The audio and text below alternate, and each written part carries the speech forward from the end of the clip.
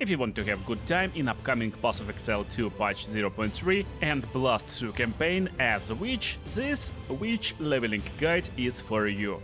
Hail and matches, I'm Spot the King, let's jump straight into the business. As witch you will instantly find a wand with a spell. That spell is pretty good and called Chaos Bolt. It also got buff in the recent patch, because right now you will inflict wizard on hit, which will lower enemy chaos resistance, and the spell dealing chaos damage. The second item you will find is Rattling Scepter, and the Scepter is amazing, because it will give you 2 skeletal companions that will help you tanking enemy hits and even fight for you. You probably get a question, hey Spot, what this build will be about? Is this minion build or magic build? Well, it's both. We will use exactly same setup for the whole game. Wand in the main hand and Scepter in the off hand. Scepter will provide you with free minions as well as with spirit, so you can actually summon a lot more minions. First real spell you will find will be in the chest, and it is Unearth. Unearth is pretty good one and got nice quality of life changes in upcoming patch. You can hit corpses or corpses of your skeletons and you will summon little head crabs.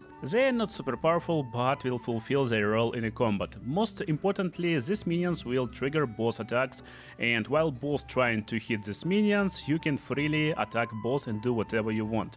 That is most powerful part of Witch. Basically, you not always face tanking enemy attacks, but you are pretty safe and can stay in the distance. No real secrets over here, so let's go into clear file. By the way, if you need loot filters, PoE of this build, everything in my Discord. So after arriving, we will get our first uncut skill gems and we can create our first skill. The first skill we will create is Contagion. Skill that will apply damage over time debuff on enemy, and when enemy will be dead, he will spread this curse upon nearby enemies. Technically that's our playstyle. We will apply this debuff and start attacking. When enemy is dead, he will spread this debuff forward and we will attack with Unearth his corpse, summoning little headcrabs to aid us in combat. After exploring this area and also defeating some bosses, you will find a bunch of extra skill gems, but all of them will be level 1 and we need skill from level 3 for now. Still, I recommend you crafting Frost Bomb, which is just very powerful skill that will detonate and deal high ice damage on targets. You will find it pretty useful against early game bosses, because they most of the time standing in one place and you will easily hit them with this blast. Another useful skill is Flame Wall, that will not only burn enemies but also will apply fire damage to your projectiles, and all our skills will be technically projectiles.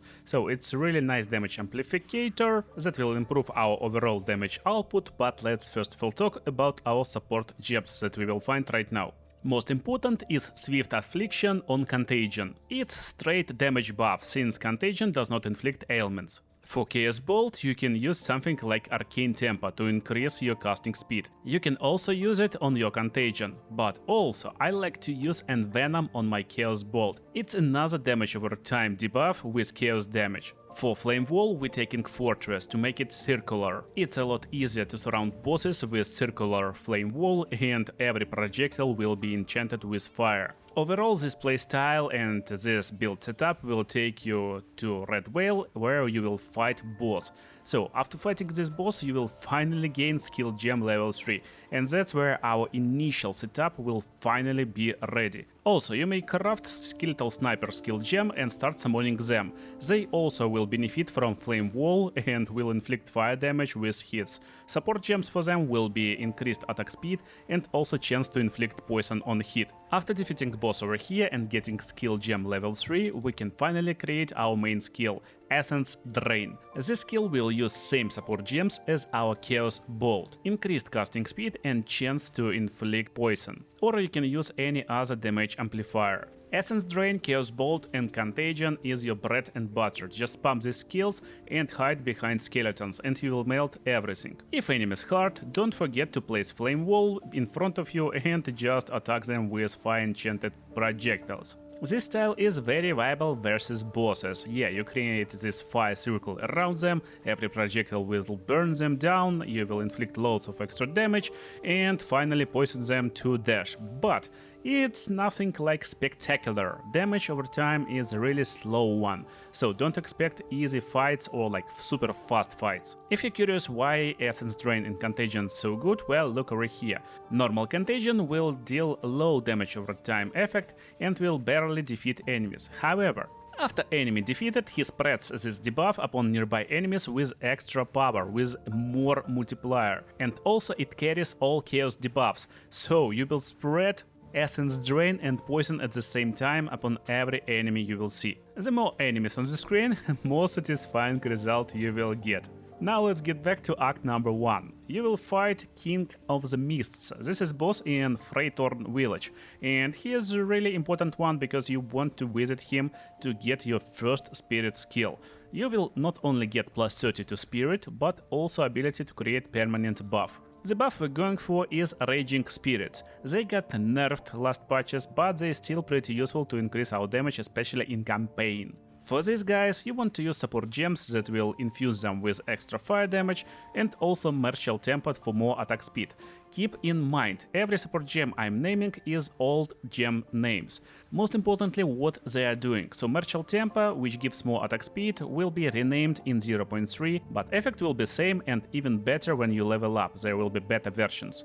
Now, before the fight versus boss, you may create not one firewall, but multiple firewalls, and it will create bunch of Raging Spirits, these skeleton fire skulls. And they deal nice extra damage on top of damage you already have. Again, most important tip from me to fight bosses with this build is to never rush. Try to stay safe, try to take things slowly, evade few attacks, and you won't even notice when bosses are down. And that's exactly the best part I like about the build. We don't need to constantly output damage or stay in the fight, we can actually shoot few times and run back, and damage over time will take care of the boss. Okay, we can beat Act 1 with this setup easily. What will happen in Act 2? Well, technically exactly same stuff. Nothing will change and we will keep the same style for Act 2 onward. Your main goal is to keep enough intelligence to level up all your skills to current level, but at the same time try to get as much strength from passive skill tree as possible. However, that's how we're leveling passive skill tree. We're going with spell and minion damage, it's combined nodes from which, and going forward until we get to the nodes with stats. Then we go forward until we will find minions revive faster, get this, and then move forward again, until we will get to Lord of Horrors. Minions will have better reservation. From this point, just type minions in the search bar and look for all minion nodes. Here's the deal, I'm recording this video on previous skill tree, but there will be a bunch of new minion nodes and you may inspect, maybe there's some good ones also. What I'm looking right now actually in old skill tree is these nodes. They will give a lot of maximum life, a lot of maximum damage to minions, so they are pretty big and I recommend going here if you won't find anything more useful. Contagion, Essence Drain and Chaos Bolt all scale with chaos damage. So why do I not taking any chaos damage on my passive skill tree? Well, again, main scaling factor for your magic skills will be your skill level as well as your weapon. So if you got nice wand with powerful spell damage, with chaos damage, with level 2 all skills, you will have really powerful abilities. Extra 10 damage from passive skill tree won't do anything. While at the same time having minions who can tank bosses in campaign is the big deal. You basically can run around and monsters will attack your minions, not you, and you will have great times. That's why I like this build a lot. It's insanely easy to even beat Trials of Sechemas in Act 2 and get your Ascendancy. And what Ascendancy do we pick? Well, actually any Ascendancy you like, so it doesn't matter. You can go for Infernalist to get more maximum life and more resistance. Then when you will be available to upgrade him a little bit more, you can even increase your maximum spirit, and this will give you ability to create more minions. You technically can play as Blood Mage with this style, but there's better ways to play Blood Mage, and you can go for Lich. Lich is just solid Ascendancy, especially if you're going for minion builds. But even with Ascendancy, at the end of Act 2 you will start struggling a little bit, especially at this boss. He is just really tanky and it just takes a little bit of patience to defeat him.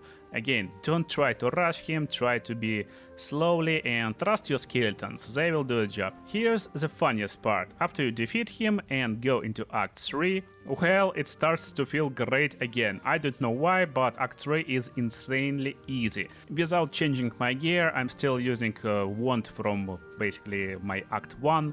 Not even changing my gear, everything is same, but this build goes through Act 3 like knife through butter.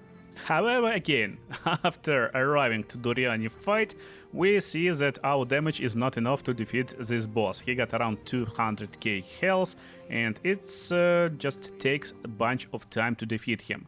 You can defeat him. I'm basically showing this on the screen right now. Again, minions is just super good because he will spend most of his time to attack minions, not to attack you. You will just run around and hit Contagion Essence Drain from time to time, use Chaos Bolt to remove his Chaos Resistance, and that's it. So, I would say it's the time when you need to decide. If you want to play Chaos damage spells, then just switch your passive tree into more Chaos damage. But this season I'm going for minion build, and that's exactly the skill I will recommend you getting. You will need Curse to reduce enemy elemental resistances, its combined Curse in 0.3, and also something to shock enemies like Orb of Storms with Arc, maybe Spark, it doesn't matter what you pick. Most importantly, you want to get Skeletal Storm Mages and drop Arcane Tempo, and for example Concentrated Effect, something that will just increase their damage. If you don't have any problems with mana, you can even add Electrocute to them, so they will electrocute enemies. And look at this fight, these skeletons are just insane. You just need to hit Curse on target with extra Curse from support gems, and they just melt everyone. They insanely overpowered summons, they also pretty tanky for some reason as mages. And it just keeps getting better. They not only defeating bosses and basically melting them. I tested at this Doriani fight, and with Essence Drain Contagion it took me around 3 minutes to defeat him, and I needed to be careful, but here I'm basically running around and doing almost nothing, and it took me less than 2 minutes to defeat him. But also this guy is insanely good to clearing crowds of monsters, because they got Chain Lightning, they hit enemies, and it chains between them, so they just clearing machine. From now on you can just run forward, they will teleport after you, shoot these lightning arcs, and defeat everyone while you're just running forward. It's insanely simple but very effective build to start your minion journey or even any Witch Ascendancy journey without gear requirements and stuff. If you find any minion levels, it will benefit you and you will blast through campaign with ease. I hope you enjoyed this one. There's a bunch of extra leveling guides for other characters if you need it, and loads of tutorials for Path of Exile 2. Make sure to subscribe, hit the like button, and see you there.